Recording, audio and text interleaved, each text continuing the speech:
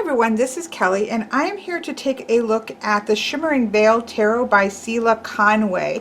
Now, I actually have a couple decks of Selah's, and one of them that I've used a lot. I was given maybe the first version of the Intuitive Tarot, but I haven't really worked with it at all and done anything with it, so I don't really have anything yet on that one to say anything about that yet. But Devas of Creation is a deck that I have worked a lot with, and I absolutely love this deck. It is in my cubicle that has all of my top favorite Oracle decks in it. This certainly holds a very solid place as one of my all-time favorite Oracle decks. I absolutely love this, and again, I've used this a lot. This was sent to me as a birthday present a couple years ago, I would say, and has been well used. So what do I love about this? And I've talked about this deck before, and I think I just probably shuffled it wrong. Selah's artwork, and I should call her Miss Conway because I don't know her personally, so it feels a little bit rude. My old schoolness popping up there, but Miss Conway's artwork is absolutely stunning. And so there's not that's not a question about whether or not her artwork is beautiful. Her artwork is powerful. I really respond to the movement and shifts of color. And her use of color and her use of movement. I absolutely love this card. Anyways, I love this deck so much. And I've always said my only problem with this deck, not her, my version of her deck, it's not the greatest cardstock on the planet, so it is kind of starting to chip up a little bit because I do use it a lot. Sometimes I have a hard time seeing the numbers, which I've seen have really been changed in this. Some people don't like that it doesn't have titles. I've gone back and forth. Like on this one, it's kind of difficult to be able to see what that number is. As you can see, I've had this for a while, and I have contemplated sending this to my friend who has far better handwriting than me to put titles on it, but I've never actually done it, nor have I put any titles on it, because the truth of the matter is that if you work with this deck at all, it is really easy to kind of slide into the imagery of the cards. They are numbered so that you can go then find the guidebook. So, they energetically look so amazingly strong to what they are. It's not that difficult to lean into their energy. Actually, I don't have the guidebook here because this is a guidebook that I like to reference. What do I love about this deck? This is one of a few what I consider to be sort of earthy-based decks, even though this goes into the cosmos, so it's not exactly that. But this is one of the few that I feel really captures the understanding that there isn't something. It's so hard to say how I mean it, but that recognizes the divinity within the science of the thing, that the divinity or the spirit of the world doesn't supersede or flip over or mitigate the physicality of something and vice versa. She has a beautiful, Selah in the guidebook has an amazing way of understanding that the DNA that tells something to be, to what it's going to become, what it's going to be, is part and parcel to spirit, right? Those two things coexist. I don't know. It's so hard for me to explain. I think that's one of those things. When I started working with this, my first intuition was, why did I wait so long? Like, why didn't I get this deck? Because I'd heard about the deck, but I was like, why didn't I get this deck sooner? It was more of my reaction to when I did get it, because it's such an amazing deck. And I just love the energy that it leans into with just the power and the spirit and the amazing science of the world and things in our world being what they are, and the big energy shifts and things of that nature. And it's just so, so powerful. When it calls working with the energies of the universe, there you go. That's your great description of what you're working with it. So I'm gushing. I love this deck. I've used it for quite some time and I absolutely love it. So I had heard that Sela was doing another deck. I'd heard it. I hadn't been watching its progress or anything, but I definitely knew that she was doing one. One of the problems that I had thinking about, a tarot deck from her, sorry, I got my phone turned off. Because I love this deck so much, and I had seen images from her intuitive tarot, again, even before I had, somebody had sent me that deck, which has a lot more people and things of that nature in it. But one of the things that I absolutely love is there are human forms, there are shapes and forms in this deck. Of course, I won't, randomly pull anything that looks like a human. Like, there are forms in this, human forms in this deck, but it is definitely not predominant. This is predominantly color and movement and energy, and that really speaks to me. So I have to admit that I was a little less inclined, because I love this so much, that I was a little less inclined to move into a tarot structure, or where there's a lot of people and things like that, because I just love this deck so much.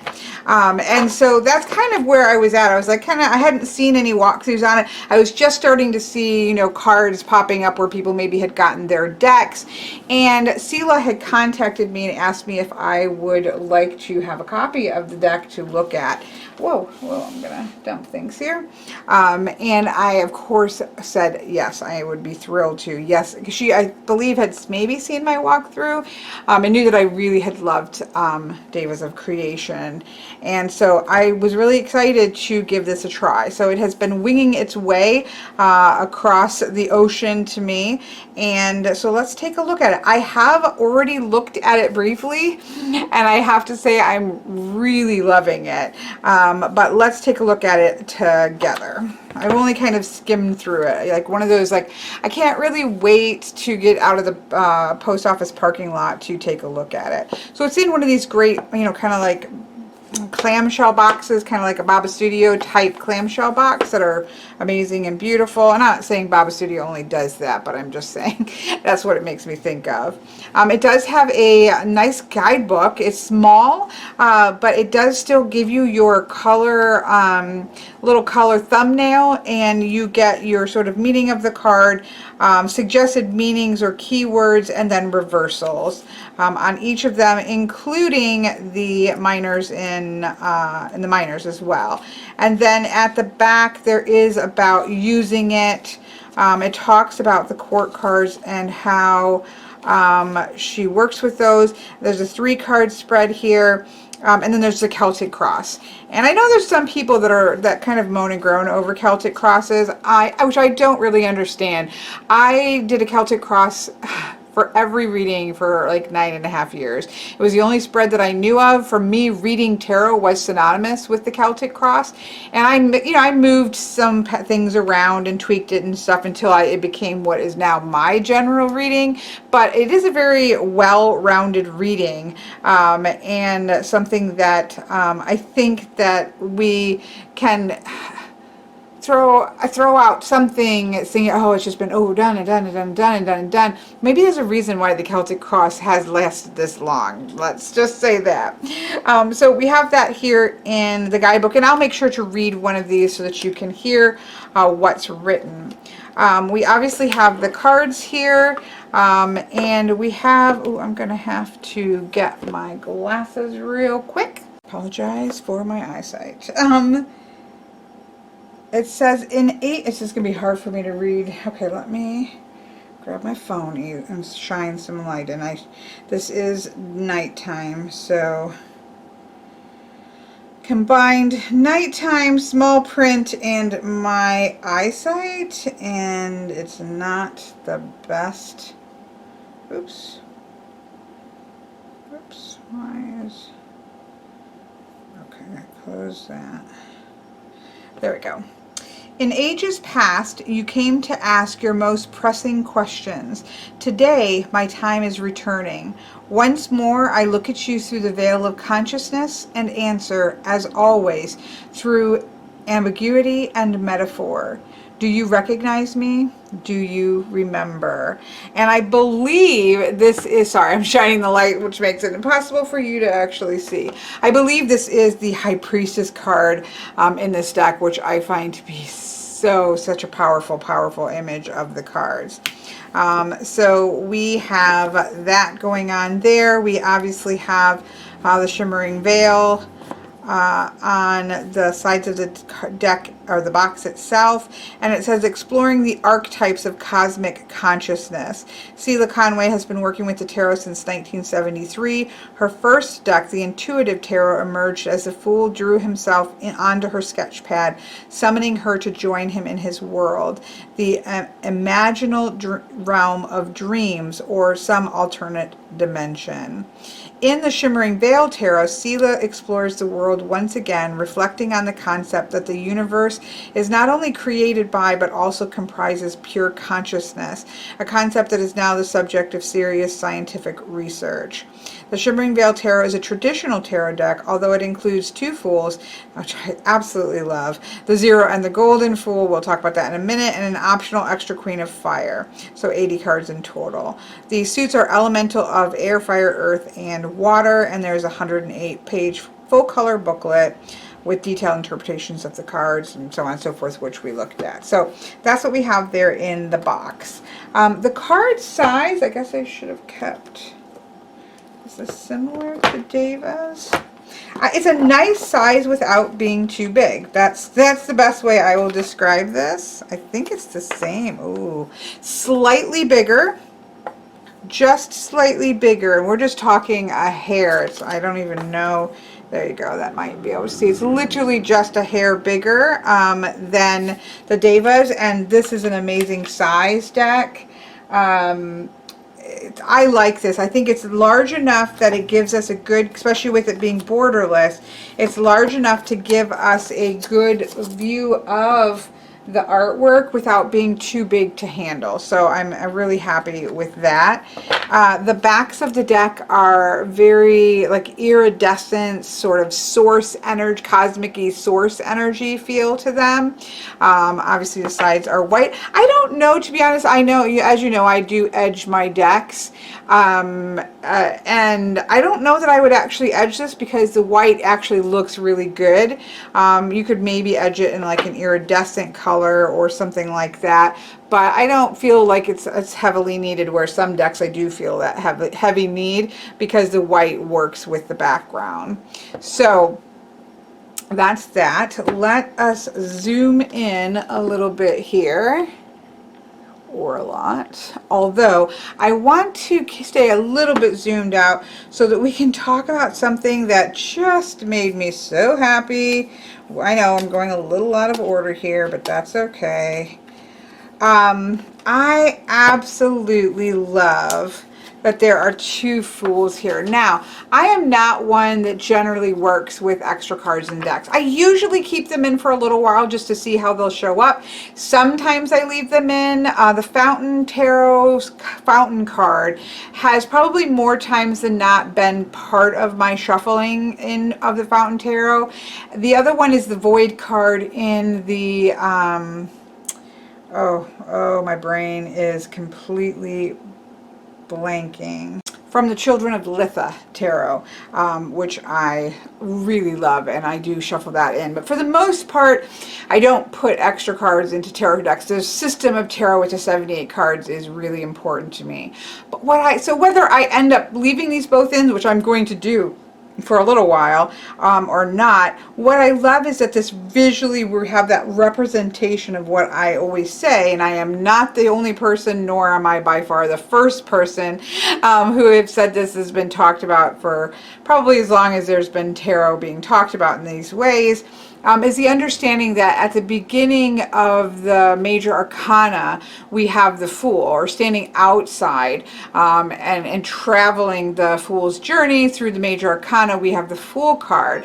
But what I like to say is that when you go outward, right, and you get to the end of the major arcana at the World card, there's often a frame, a laurel wreath or something there, and the concept for me is that you're going to step through the completeness and the wholeness and the balance of the World card, and step back through, and you start that fresh journey. You're a different person than when you started, but you still have a new journey to begin again. And so to have, I think she's called it the Golden Fool. Let's take a look. I know I'm skipping because this would go at the very end. It's card number 22.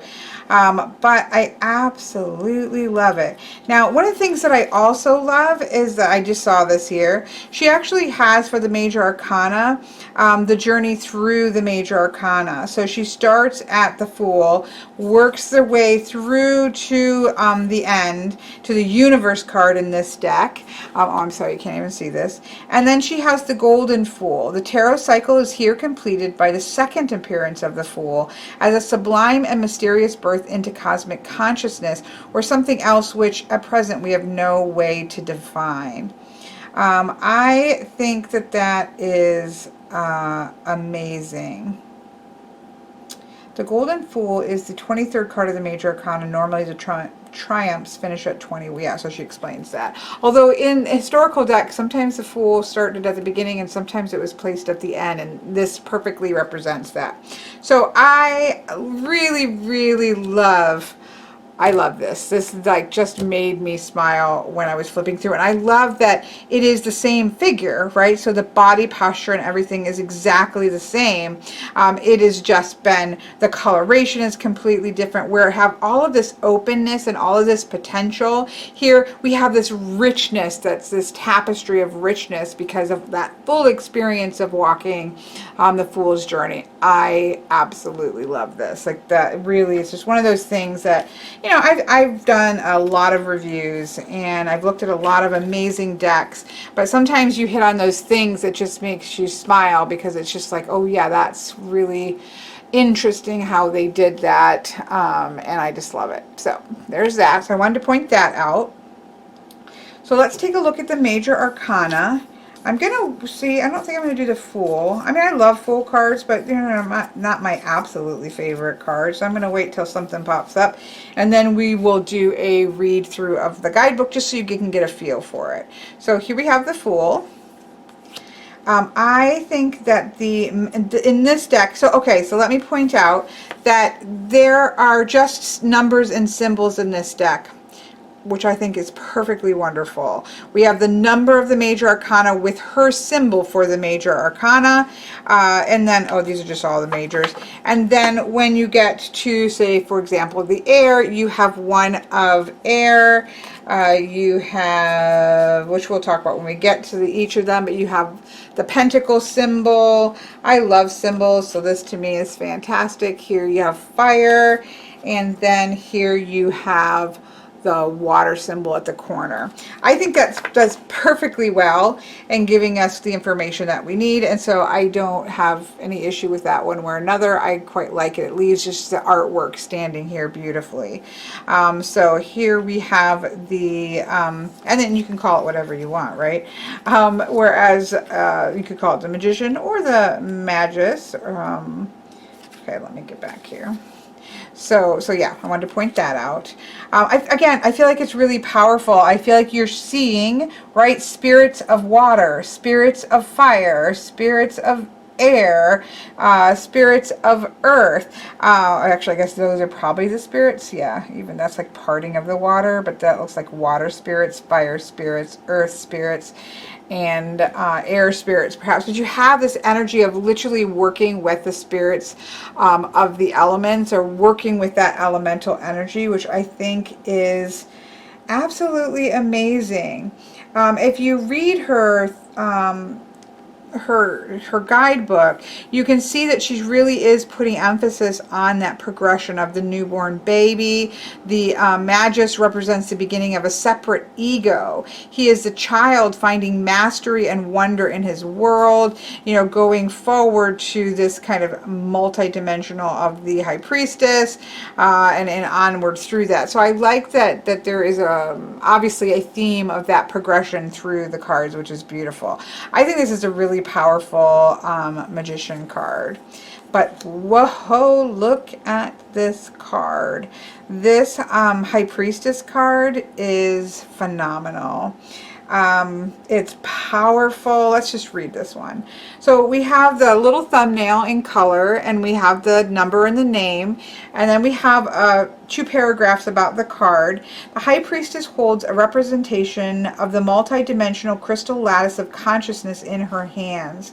As we grow, a veil seems to drop between the dimensions, and we lose the sense of connection we were born with. Nevertheless, the High Priestess can still access the higher dimensions through dreams and visions. Her intent eyes, glinting behind her veil, look deep into the past, present, and future, as shown by the Ouroboros, symbolizing the eternal cycle of renewal coiled around the moon behind her. Traditionally, the High Priestess is seen as the embodiment of the lunar goddess Diana, Ishtar, Aphrodite, a woman entire unto herself. She appears in history as the priestess of Ishtar, or seen as the Delphic oracle. She is certainly highly sensitive, even psychic. While she usually needs no human partner, the High Priestess is aware of a complementary masculine part of herself. Jung calls this the animus, a masculine aspect, or anima, feminine.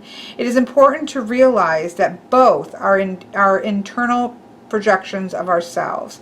Suggested meanings, intuitive insights, arcane knowledge, and the ability to act with empathy and understanding. A new source of inspiration, great feminine strength in either sex. Muse, soulmate, creativity, intuition, and spirituality may need more emphasis in your life. Reversed, we have creative blocks, denial of your instinctive feelings, leading into unhappiness, addiction, passive aggression, or self-directed violence. Lack of foresight and empathy, loss of spiritual connection, an emotional parasite capable of sucking you dry like a succubus. So definitely gives you much to go into. I love really this has a very gender neutral quality, as does the Magus here, right? There isn't really a gender. There's an understanding of this energy in all of us. Now, that's not to say that every card is like that in this deck, but there's just definitely a powerful sense of inherent energy regardless of physical gender, which is really powerful. I think this is an amazing representation of the High Priestess, and I love it.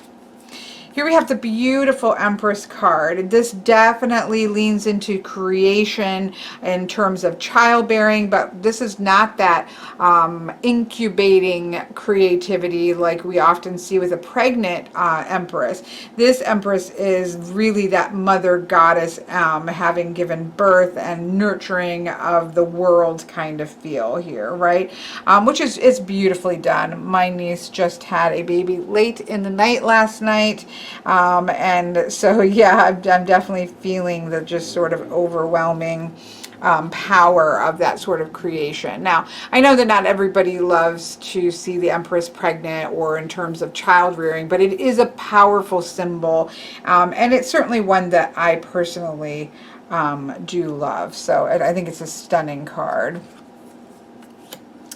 Now, I love this, this very flowing movement, this very voluptuous, this very sensual, not in terms of sexuality, but sensual as just skin and giving sustenance and that kind of feel to this. And then we do have a very structured feel to the Emperor here. I love that there you can see line work behind it. And so you see the power and certainly the color tones of the power of the Emperor, but with the line sketching underneath it, there becomes that sort of structure that I think works really well for the Emperor. So, you know, obviously she talks about mythology, providing us lots of examples such as the Allfather, Odin, Zeus, and Jupiter, Ra, Indra, Dagda, and so on and so forth. So we have that, you know, she gives a lot of information there. But visually, I think this is just, you know, amazing.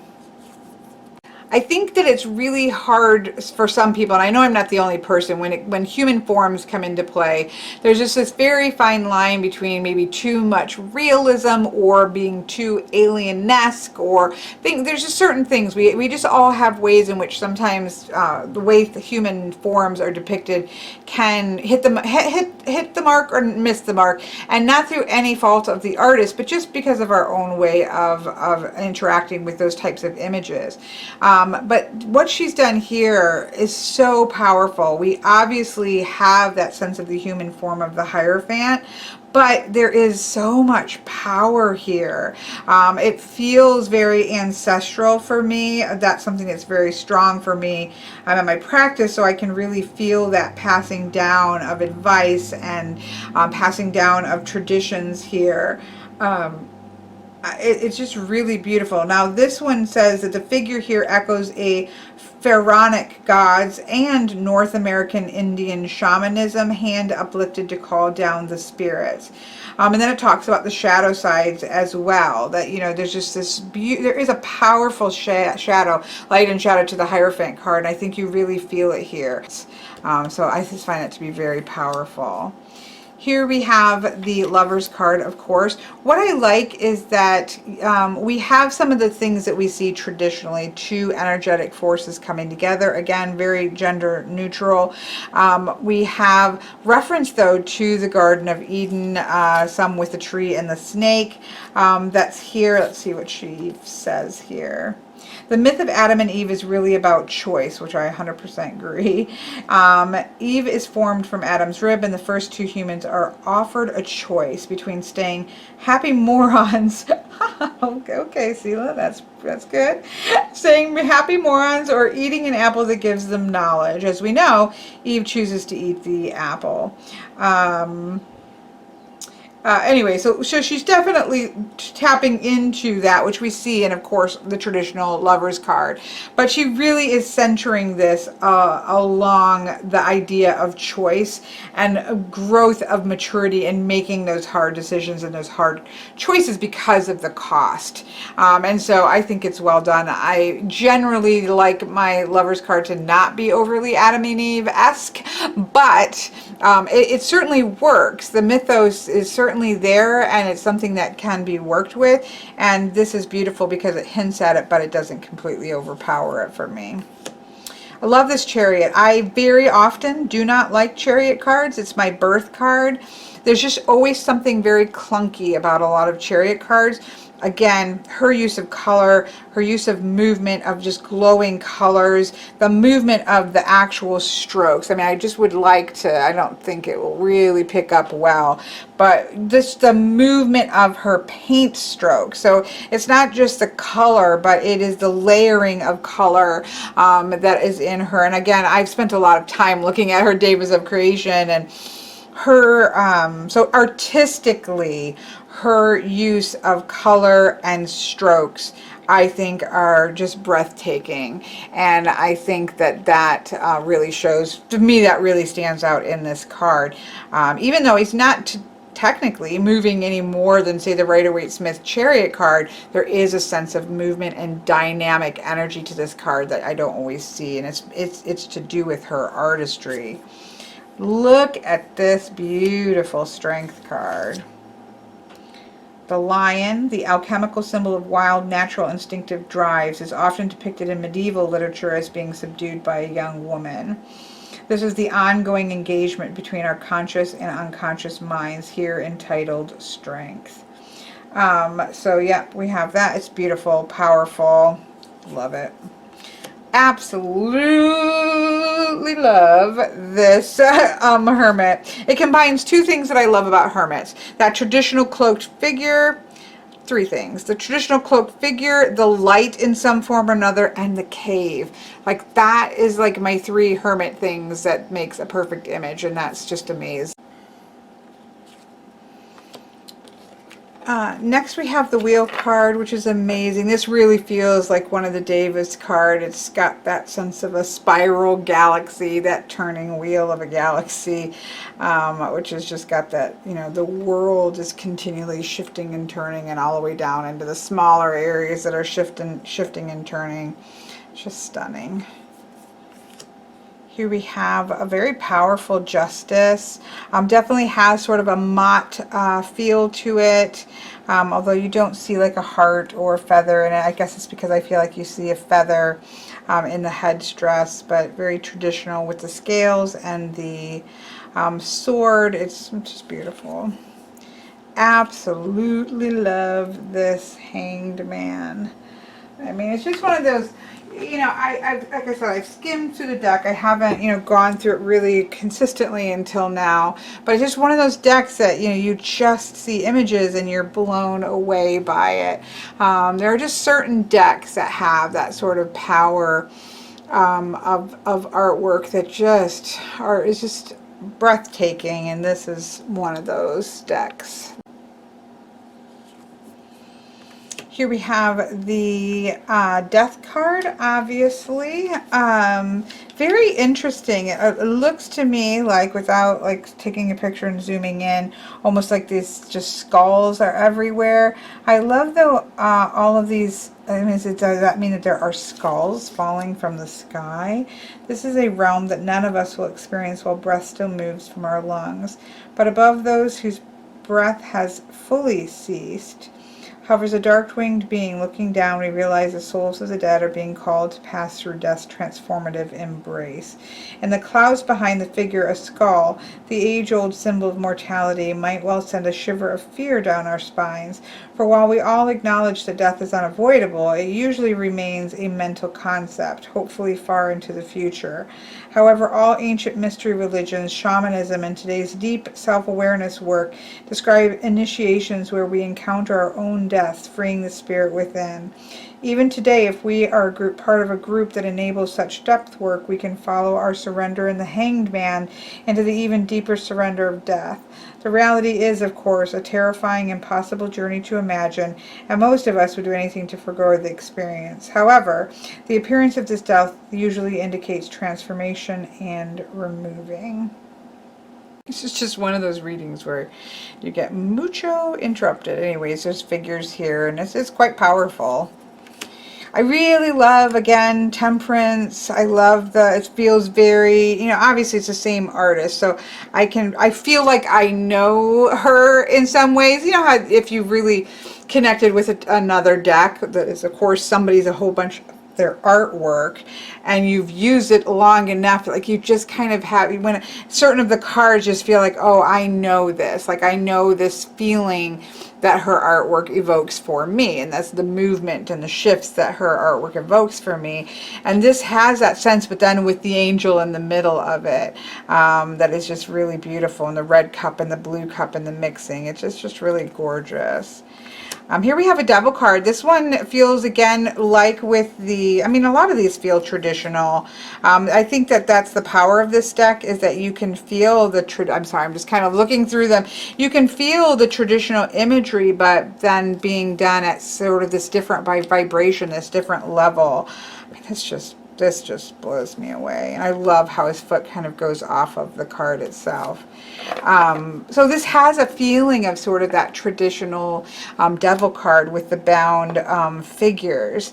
But at the same time, I do love that it does have a very human form, and our own shadows and our own abdication of authority and our own sort of putting all of our negative qualities onto something else and calling it the monster. I get all of those sort of vibes with this, and it's really powerful. I really love this tower card. Again, there's not sort of a straight up tower, like a recognizable, beautiful light night, which I love, nothing against those, but you just get the shape of the tower and the crashing of the waves and the lightning striking and just cutting right through. I love it. I just love it. It's hard to, you know, it's really hard, like, and not that I feel like I have to, if I don't have something obviously negative to say, but it's almost like they're so powerful that it's like, oh, it's beautiful, it's powerful, like this is amazing. You feel like in the scope of the sky and the galaxies and the stars that we would see, we're seeing this almost like a constellation, right? Or we're seeing an actual goddess up in the clouds, and this sort of creating this pathway and this center point of light to follow. Like, it's just amazing. Like, this is like a whole universe or galaxy, and we've got this goddess here. I don't know if she talks about any particular, I'm not saying it's a goddess, but you know, it's got that feeling here. It's just really beautiful. I didn't really know what to expect. I knew that I loved her other artwork. I was afraid that the human figures might interrupt my feel for her deck, her artwork that I love so much, again, as I said, without people, but I haven't had that sense at all. The archetypal darkness of death and the diabolic. After the divine lightning has sheared through our lives, we may think nothing is left. However, as our vision clears, we find ourselves floating in a shimmering sky, held lightly within the arms of a delicate stellar being. Emerging from the dark into the subtle iridescent illumination of the star, we are now able to see ourselves to be an integral part of the source, multidimensional consciousness. So that's, again, she's pulling in the guidebook, and of course in the imagery, where she really is continuing to touch bases through this whole process of moving through the hero's journey, which is really amazing and powerful.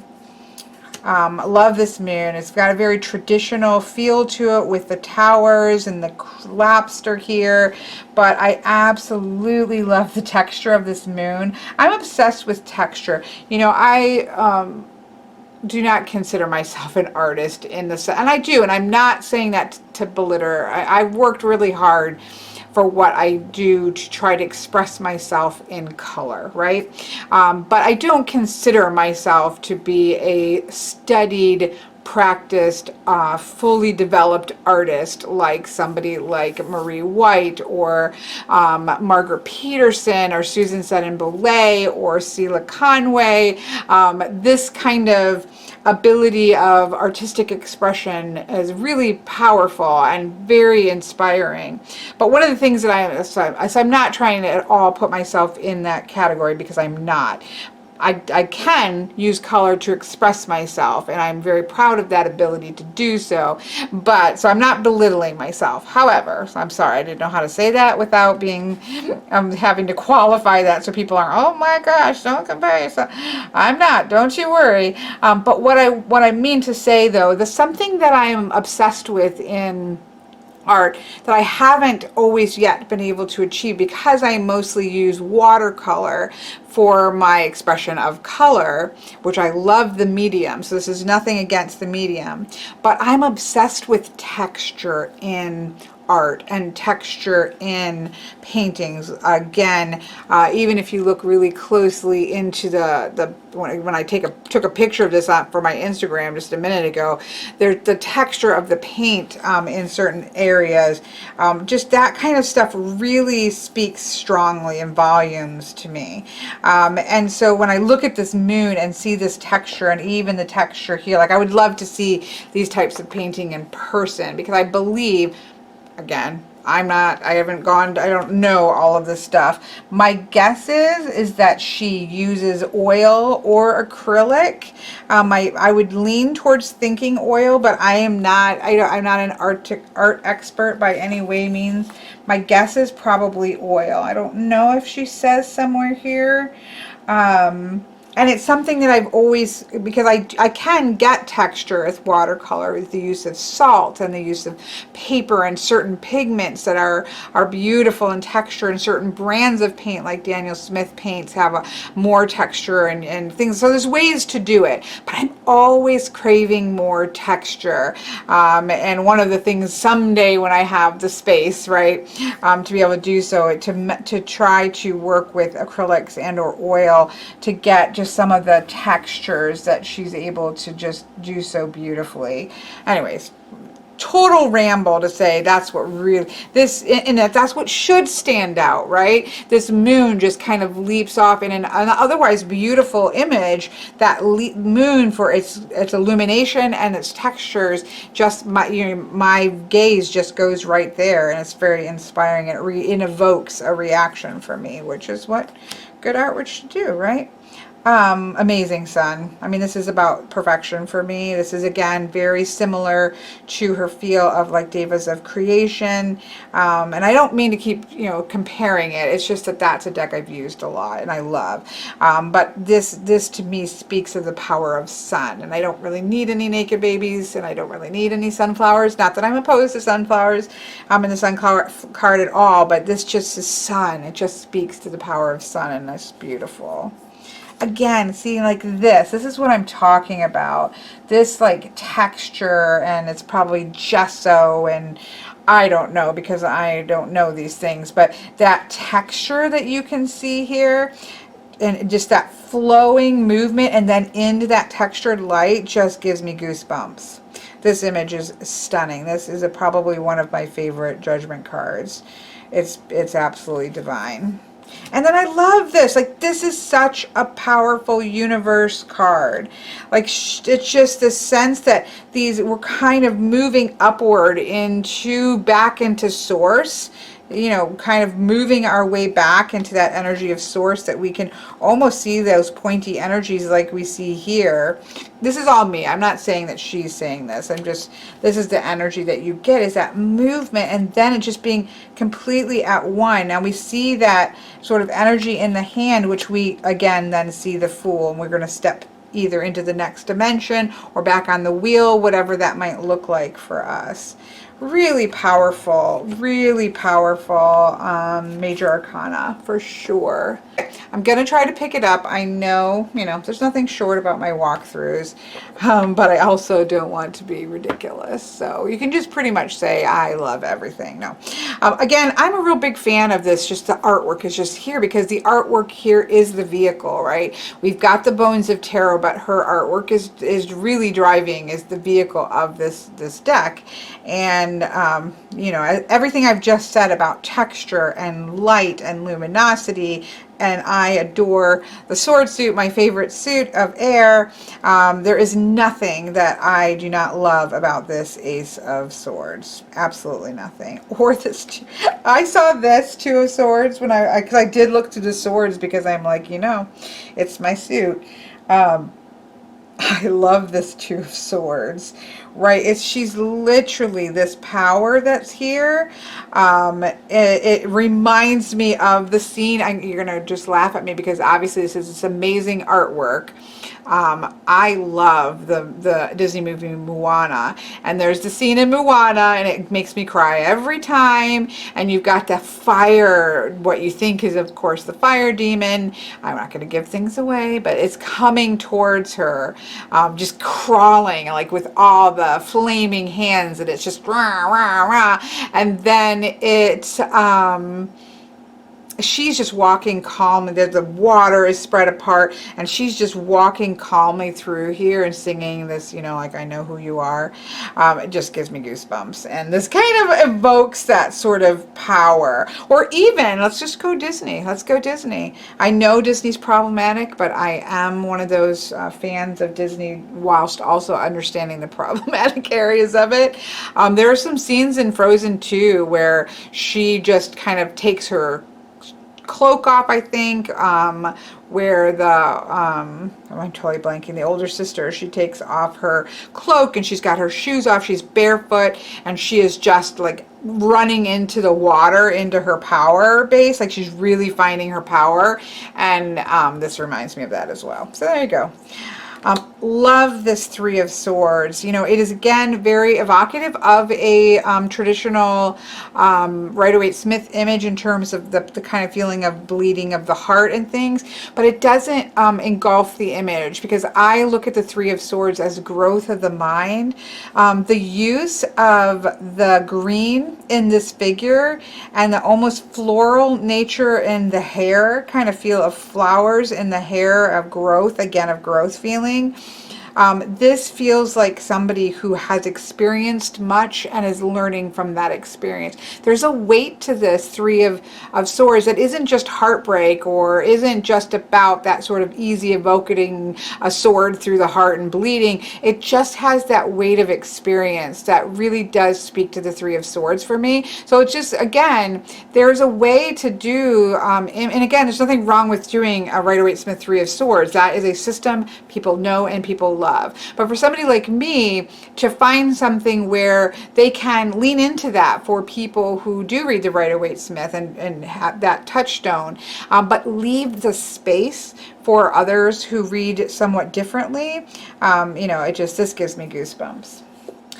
Goosebumps. I mean, perfect Four of Swords. Just kind of stepping out, stepping away in that calmness of mind that is just beautiful. So that speaks of a stable mind versus, right, the disruption of the mind. Because we see all this light that's here. The light's not gone, but there's definitely a blockage or a disruption that's being taken place with the Five. It's still powerful energy. Fives are not always negative, and fives are not always, but they are disruptive, and they can be, you know, chaotic feeling. And you can just see, again, with the use of color as well as anything with the human forms, you can just see those differences between those two numbers in a powerful way. I love this. I love, one of my favorite cards in a Rider-Waite-Smith deck is the Six of Swords. I really do love Five of Pentacles cards. I often look to the Five of Pentacles because I love the way those are often depicted. And I love this because it looks like a leaf almost, and it looks like it's up in the clouds. Like, this is so stunning. In fact, let's just take a peek and see what it says here. Navigating by the light of a bright star in the heavens, a sailor steers his boat on what at first glance seems to be a stormy sea. When we look more carefully, however, we realize he is sailing through the clouds, not wide. I mean, it just... Come on. Come on. It's kind of how I feel like right now. Major Arcana and partway through the Swords, I feel like, come on. Just kind of like poke me, check me for being done because I'm done kind of feeling.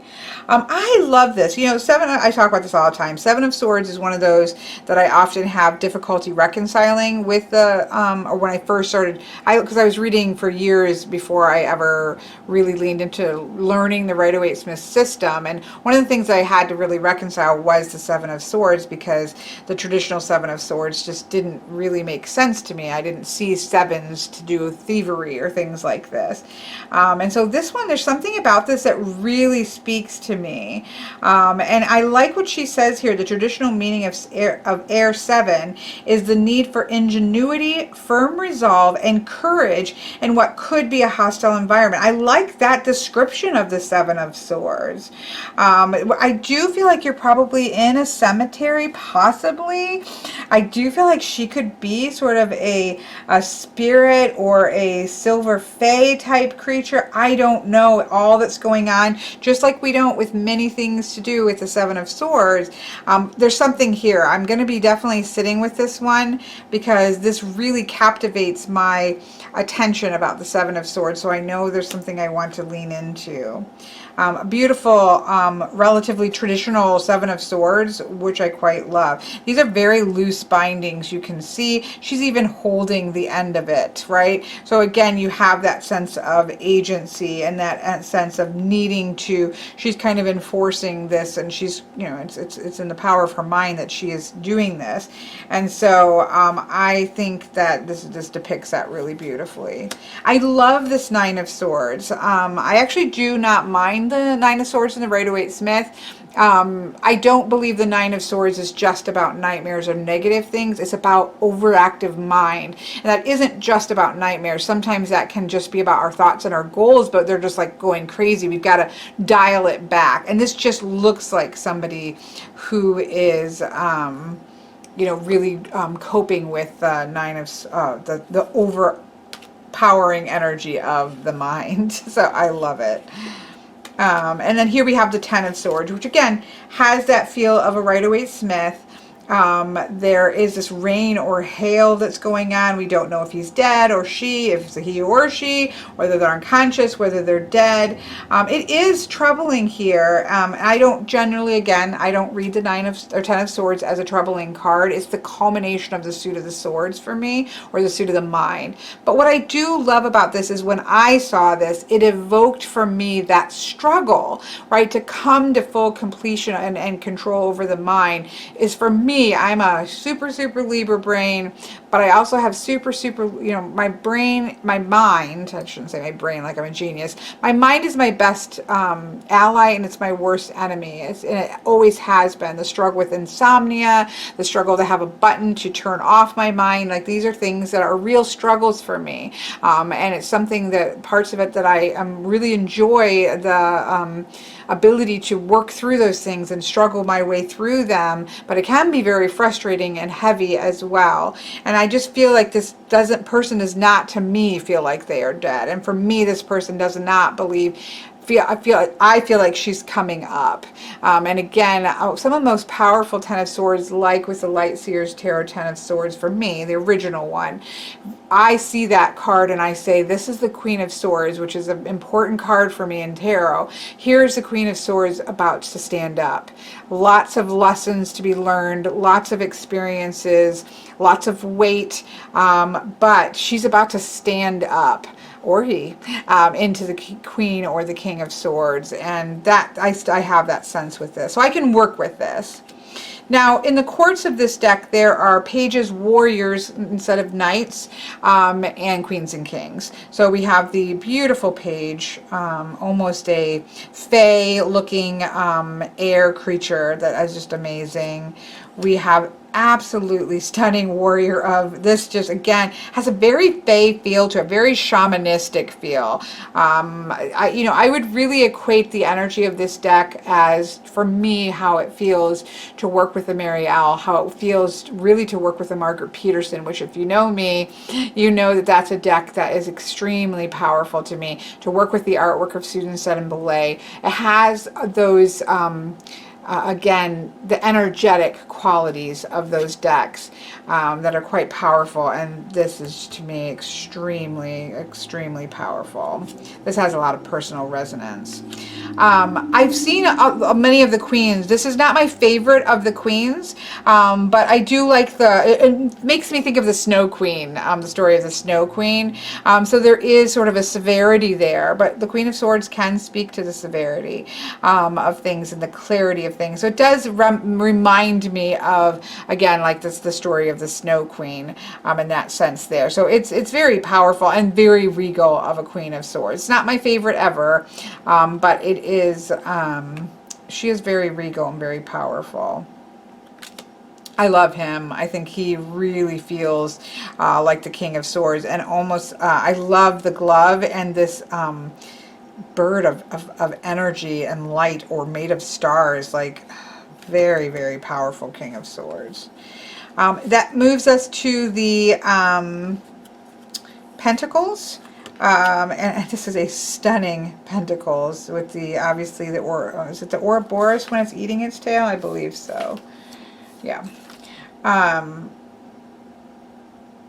It's a python that was said to encircle the earth, and so we can see that almost like there's eggs, or cells dividing and splitting. It's amazing. Ace of Pentacles. Love this. Again, very fae energy, very earth spirit energy, very much this idea of everything in balance, but it's not just two balls on a unicycle, right? This is like we're looking at quantum physics, or something that I'm sure that has nothing to do with, you know what I mean? But that type of feel to it is very powerful. Love this. This is probably one of my favorite ever Three of Pentacles. And I love it because because I've looked at this, if you compare it to the Eight, these are both to do with painting, but you have this pathway and this working together, as we often see with the Three of Pentacles, but we have this vastness of the cave paintings, that we understand this lineage and this connection of people in the work that we do, but then we have this individual individual who's now has learned all these, made all these connections, and is now on their more individual path of mastery with that. So I really like that progression that takes place there. I think this is a beautiful Four of Pentacles. I don't look at the Four of Pentacles as greediness. I think you could easily, you know, she's clutching this sort of stone in her hand. We have this creature. Is this a guardian angel, or is this a demon? Or, you know, I think of, there's a lot, it almost has an apocalyptic feel to it. And this is not the time to be willy-nilly expending your time, money, or resource, your time, your money, your energy on things. This is a time to hold it, because there's things about to happen, and this may be coming to the aid, this may not, but this is the time to hold, and I think it's really powerful. It's a very powerful Four, very powerful, very apocalypse feeling Four of Pentacles. I love this. I love this feels more like pastels. I would almost guess this is pastels. Again, I don't know all the art mediums that she works with. I'm not certainly an expert enough to know, to say that, but it almost looks like pastels, or actually it's got a lot more, maybe this is colored pencils. It's probably mixed media. Don't look to me for these types of things. But I love that there is, you see the vague shape of the church that we would traditionally see, but I really like the sense that we're actually seeing them come together here and aid each other, that I think that we can often see intimated in the Five of Pentacles, but here I think it's very clear. So here we have the Six of Pentacles, you know, which is normally that sort of handing out of what we do, see wealth in the hand. But it's interesting, one hand's holding and one hand is giving, like that different hand grasp. It's almost where it's receiving and then giving over there. So they do feel slightly alien-esque. Or cosmic beings, but we do have that sense of interconnection and the give and take that I like to see in a Six of Pentacles. This is a stunning Seven of Pentacles, where you're supposed to have patience and wait for something to grow, and you're literally laying there and watching the sunrise. I also have a poem that I'll see if I can find it. And I don't mean this to be rude, because this is, but you know, when you see like your own poem that somebody else doesn't know you and has never read your poem, obviously, and when you see somebody has just painted that, again, she hasn't, but that's what it feels like. It's such a powerful experience. I already talked about the Eight of Pentacles. The Nine of Pentacles. This is interesting because traditionally you would see, again, a woman who has everything she needs, right, to sort of focus her attention on what's important to her. And we get that same sense here, I think, with the Nine of Pentacles. Beautiful, beautiful Ten of Pentacles. This sense that everything is continually moving and revitalizing, and that sense of legacy, I think, is still very much here.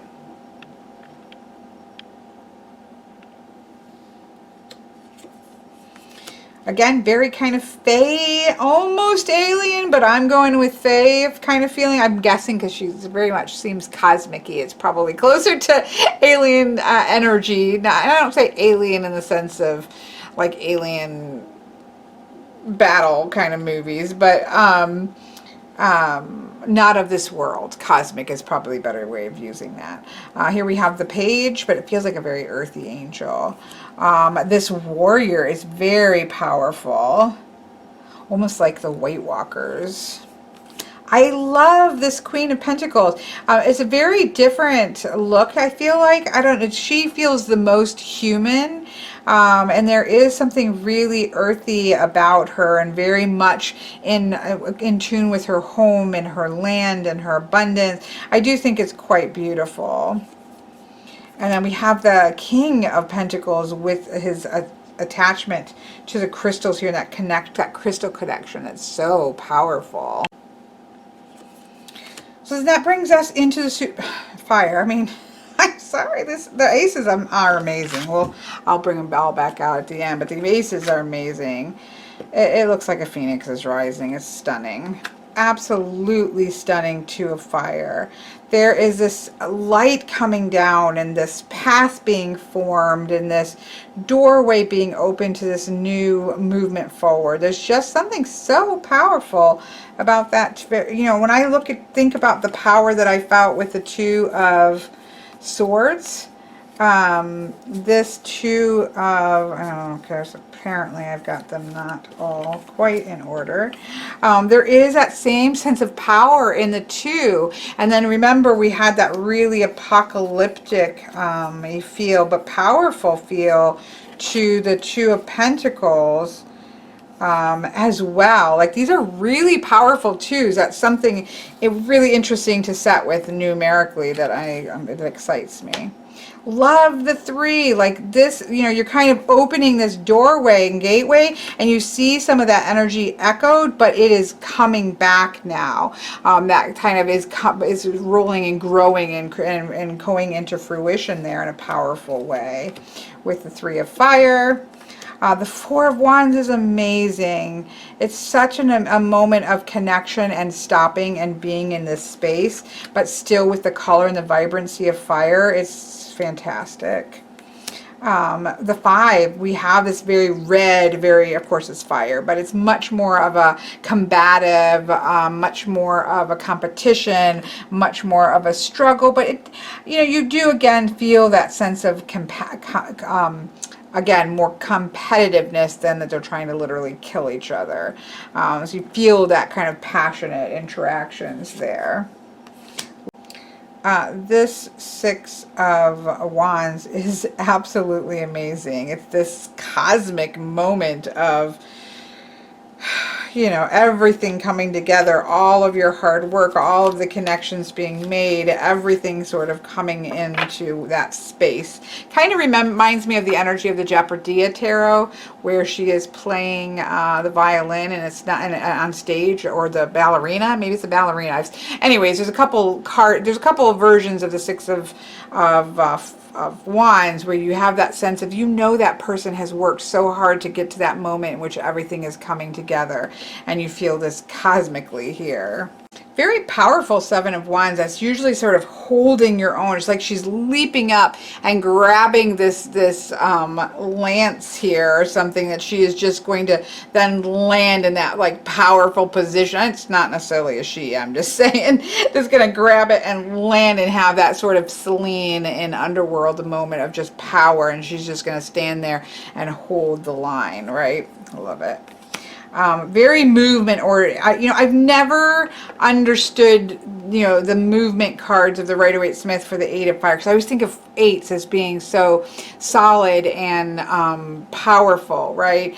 And not to do so much with movement. Like that wouldn't, an eight wouldn't be a movement number for me. So that one's one harder for me to reconcile. And I do think of more, I have to think, okay, in the midst of all of this moving energy of fire, I need to sort of get my feet ready and grounded so I can grab hold of that energy that's going to help me. But in terms of a movement-oriented Eight of Wands, it's absolutely gorgeous. You just get that sense of movement and flux.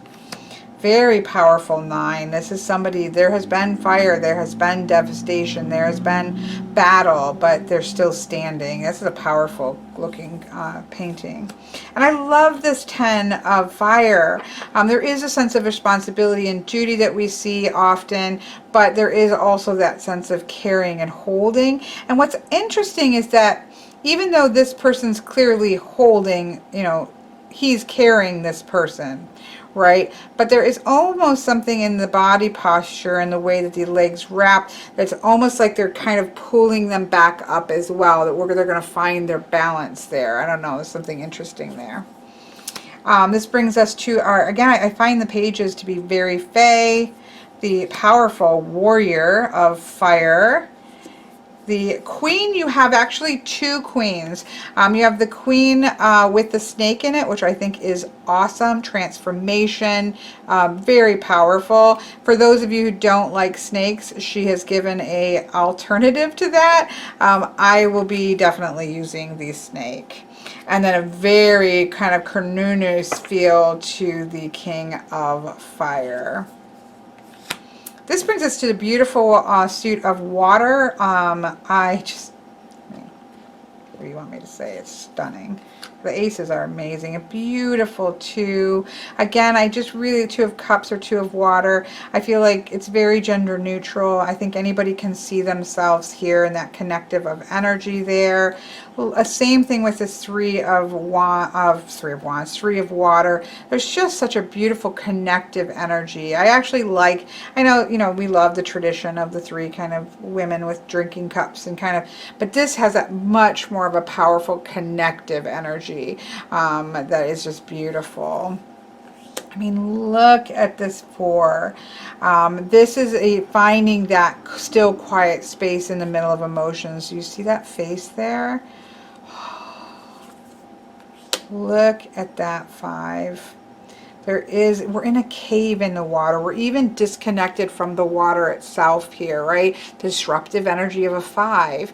I think that is so amazing that it literally feels like you're in a cave next to the ocean. That could even be a wall of ocean out there, but it's that sense of even being disconnected from the life-giving waters. Beautiful, beautiful six of cups. Beautiful nostalgic feel, almost a painting within a painting. I almost feel like this is the painter painting her memories. Love it. I love the seven of cups. I love the water bubbles with those sort of little images that are in there. I think it's amazing. I mean, I'm sorry. It is what it is. I'm not sorry, but I never know. I mean, I don't know how. I didn't go and look at a bunch of images. Again, I was a little bit apprehensive because I didn't want too much of the cosmic-y vibe to the human figures. It just doesn't settle with me very well. So I was really kind of a little concerned. I knew that it would be amazing and stunning, but would it be something that I used was a whole nother question, and it's just like blown me out of the water, literally water suit.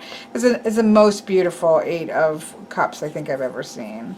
Nine of cups, wishes fulfilled. You feel it. She has fulfilled her wishes. Her dreams have come true. Everything is coming up roses. And again, you have that family feel to the Ten of Cups that is just beautiful in its simplicity. It's so powerful in its simplicity. Absolutely stunning mermaid creature type water sprites feeling page. Very powerful Poseidon-y warrior. It's very gorgeous. This is probably my favorite queen. I just love her hair. I love the motion. I love the shell. I love the seal. Here, I just love everything about it. I do need to do some reading. You do see this motif of this, what you saw in the Golden Fool, and I need to read what she has to say about that because I think that shows up in powerful ways. But there we have that in the Queen, and then extremely powerful. Like, it's interesting because this feels to me like Poseidon, probably just because of the trident and everything. But there's something taking that to one step further, I think, with the age, and maybe taking that to a cosmic level with the King. It's very interesting to see that transition between the warrior and the King. So there we have. I know I don't know how much good. I mean, A, you get to see all the cards. B, you get to see what causes me to, I guess, react to those cards. But other than that, I guess a video of me saying, look at this gorgeous card but look at these aces. They're just so energetically evocative of their suits and in a really powerful way that just gives me goosebumps. So I'm a big fan. For me, aces are energetically the equivalent of the major arcana. And so having them look and feel that way is a bonus. Ooh, very poor shuffle. That was not the feeling of the cards. That was the feeling of me. There's not as much flex as I was expecting. There we go. Yeah, I don't think I can bridge these. It's got a nice feel to the cardstock. I do love to be able to bridge. And these are larger cards, but they riffle gorgeously. And I know people are horrified by riffles, but, you know, I like a good mix. Yeah, it feels like good cardstock. It's not got the flex of like a linen cardstock. Probably, you know, good linen plain cardstock is probably my favorite kind of, just for shuffling. But this overhands beautifully, so if you're an overhand shuffler, that's good. But you still get a really good riffle out of it if you are a riffle shuffler like me. So yeah, no stickiness, no clumping of the cards, so that's always a plus. I would say it's not what I would call matte, but it's definitely not glossy. It's like a satin feel to it. It's a very good compromise. You know, I know that some artists don't want to have a flat matte because it can sometimes run the risk of muting the colors and the lines, although I think it can be done well, but it can also be done not as well. Then the gloss, of course, really pops the colors and all that kind of stuff. I feel like this is a nice balance between the two. It definitely doesn't give me the glare. I get a little bit of glare from the satin, from, again, my crazy lights. You can't see it, but in terms of me using these for readings, but it's always beautiful. I think that was a really good sweet spot to hit with the lamination. So yeah, I see myself using this very similarly to how I work with the Marielle, how I work with especially Margaret Peterson. I do the Moonchild Tarot that way with like grief readings and Port in the Storm type readings. There is a depth and a power here that really, for me, resonates with the way that I use those types of decks. And so that's how I would probably see myself using this deck. It's just amazing. Here we have the Warrior of Earth, the amazing Ace of Air, and then the Justice card. Just trying to show some cards. But what I do love is that this is certainly of a size to do a full, what is mine, let me come out all the way. This is certainly large enough, or not too large, I should say, to be able to do what is my equivalent to a Celtic Cross, my own version, I guess. And I can still get it in to my reading space, a space that I have that can still be able to see all the cards. So that to me is a huge bonus, because a lot of times you get these really large cards that aren't feasible for the bigger spreads, and this one obviously, again, sweet spot in size. This is obviously, she's found that sweet spot with her other deck, certainly with Deva's, and this certainly holds to that size that I think works really well. So yeah, I will obviously come back after using this and at the end of the year, when I try to kind of touch on decks and how they've been over time, how they've been used. But I definitely have a strong resonance to the images and the colors and the energies here, and I really look forward to working with this deck. It again has a feeling, even of there's a feeling also of the Jeopardia Tarot, which was one of those decks that I didn't ever expect to love as much, and I used it continually for clients. So this may surprise me, and I might use this in more ways than I think I will, but it has that for me. Again, Margaret Peterson, the Mary L, even the Al Goliath kind of has that, and in animals feels kind of like that. But definitely the Susan Seddon Boulez decks that I have, and just her artwork in general, it's just got that depth of color and texture and energy it's really quite powerful feeling. So yeah. Thank you for going along with me on this ramble, and I will talk to you all later.